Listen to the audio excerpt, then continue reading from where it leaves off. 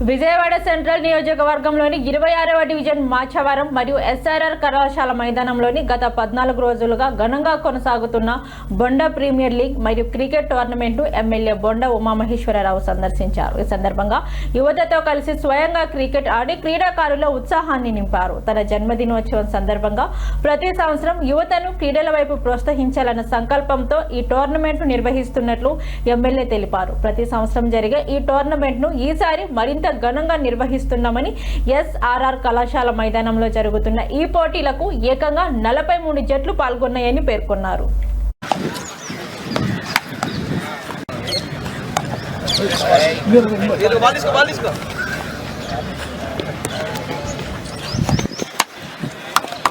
Encourage చేసే విధంగా ప్రతి సంవత్సరం అనేక కార్యక్రమాలు చేసుకుంటూ ఉంటాం.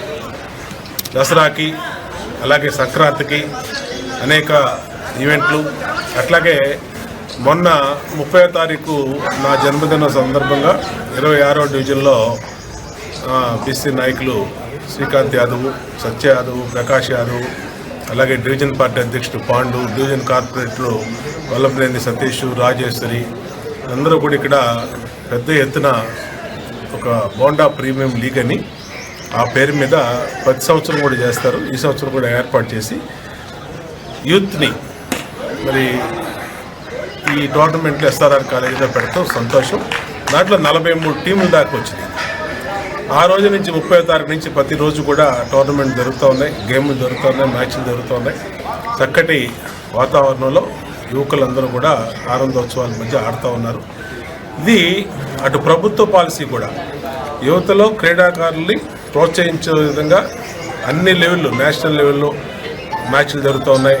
ఇవాళ మా పార్లమెంట్ సభ్యుడు కేసీఆర్ శివనాథ్ చిన్ని ఆంధ్ర క్రికెట్ అసోసియేషన్ ప్రెసిడెంట్ అవడంతో ఇక్కడ ఇంటర్నేషనల్ మ్యాచ్లు, నేషనల్ లెవెల్ మ్యాచ్లు, T20 మ్యాచ్లు వైజాగ్లో ఇప్పటికీ దాదాపు ఈ 20 నెలల్లో 10 మ్యాచ్లు జరిగింది.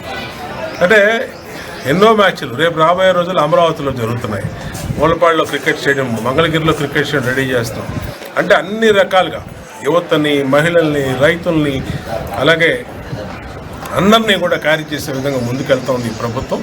ముఖ్యంగా స్పోర్ట్స్ లవర్ అయిన రాష్ట్ర ముఖ్యమంత్రి చంద్రబాబు నాయకత్వంలో యువతకు ఉజ్వలమైన భవిష్యత్తు